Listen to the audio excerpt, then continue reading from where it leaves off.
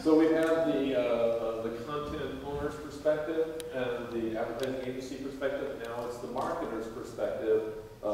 Here it is, Greg Fisher from Intel.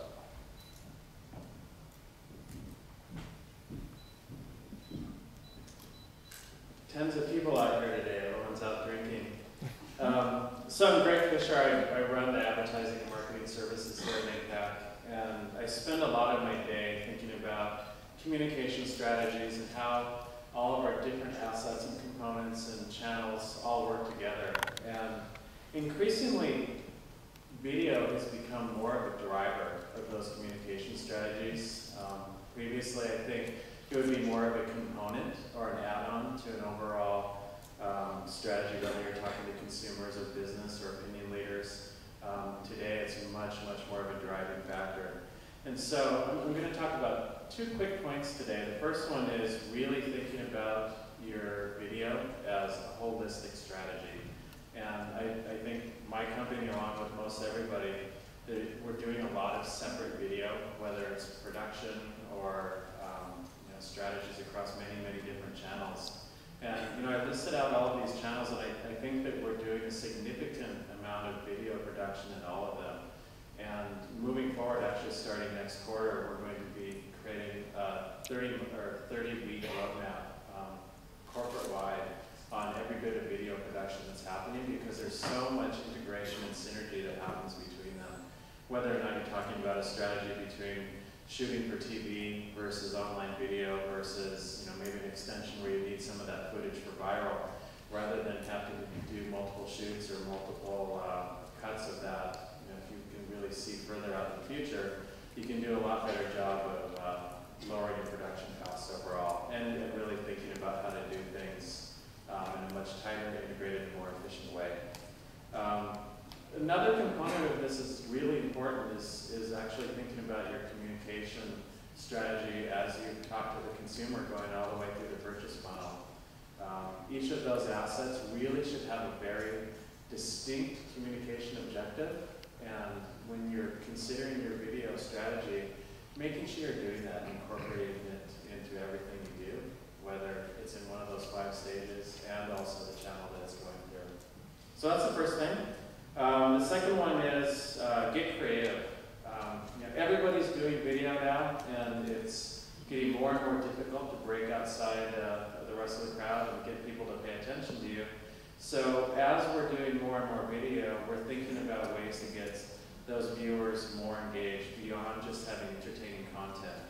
So I didn't bring the actual video for this, but this was a program we did a little while ago. And what it was is we had a very popular ad in India. It just took off, and even the basic ad on YouTube did really, really well. And so we thought, how can we personalize this? And my friends over at Upper Story Home D there, we put together this program. Essentially, it was based on the premise of this ad. It's the rock star in the company, and how to get the consumer involved. So we pushed the boundaries, got some really innovative technology where you can upload a 2D photo of yourself, and it did some very sophisticated mapping of that 2D photo into a 3D video. And you literally could personalize our entire ad. And it was a really big hit. And if you think about trying to do something very on strategy and very, get someone to interact with your ad, essentially, you really can't ask for anything better. So one of the things that you need to think about is taking those risks and using innovative technology, and don't be afraid to fail, because the last thing I really want to do is be average because you're not breaking through. I'd rather do really, really well or completely bomb. If you're not taking those risks, I think you're not projecting yourself in the way you want to. That's about it.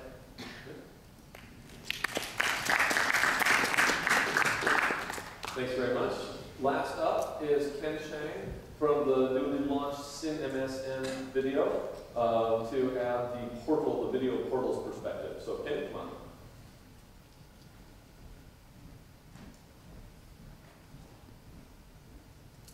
Good afternoon. As Martin said, my name is Ken Chang. I run business development strategy for Microsoft Southeast Asia.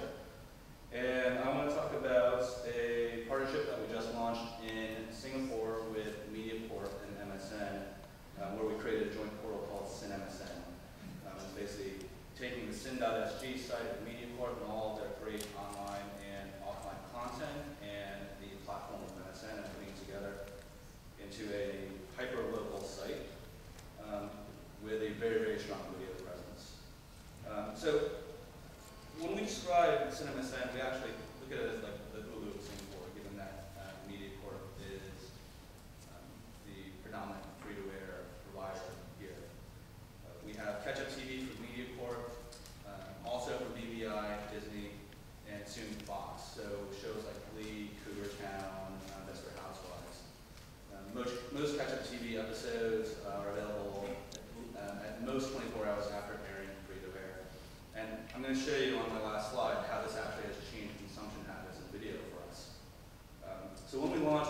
1,500 hours of archived long-form video from MediaCorp that we launched with. And so it's everything from all 85 or so episodes of Magnolia, Your Hand in Mine, all the Channel 5, 8, and U dramas.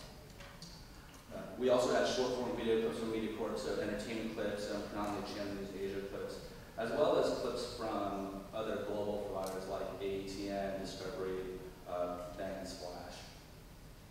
So this is actually an example of the MSN video player on MSN today. It's actually what we call our Video 5 player, and this is a Silverlight representation. And so it's actually a very, very rich presentation of video. You have the ability to actually share video with your friends. As James had said, that social aspect is key to actually creating a community around the videos that you have. And you also do have this, the functionality of queuing up videos. So you could actually go and actually select every single video in a drama series and watch that if you wanted to do that over the weekend. But as I said, I want to talk about consumption habits and how actually transforming your site will change consumption habits and then actually give you, as an advertiser, this extension of your brand and the ability to talk to a greater audience. And so what we've seen is that now, since the launch of the new portal, the highest traffic days are on Sunday and Mondays. That being because Sunday most people are home and so they're trying to watch video and catch up on the shows that they missed. And then Mondays because that's when we're actually loading up the videos on Friday, Saturday, and Sunday. So people are just really tuned in and ready to see what videos we have, we're refreshing them. Another thing that this doesn't represent is the actual change in or extension of demographic. And so historically, Microsoft in Singapore was a site that catered to, or our key demo was 15 to 24 to 28-year-olds. But what we've found out now with the addition of this MediaCorp content is that we're actually speaking to the 45, 50-year-old aunties who want to see last night's show or last season's shows, since we have so much of it. And I think this last graph is actually really interesting. The hourly traffic pattern that we've seen. So when we launched, after the launch, we've actually seen the consumption of videos during the day start to peak and then continue to peak after 12 p.m. And so you have people in Singapore taking their lunch hours trying to watch videos, and then probably continuing on throughout the day and not really working. Sorry we could create that distraction for you.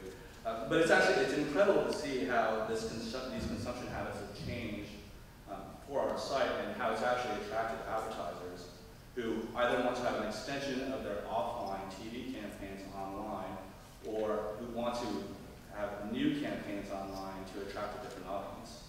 And so thus far it's been an incredible success for us, and right now we have probably 1,700 hours of video, and it's increasing.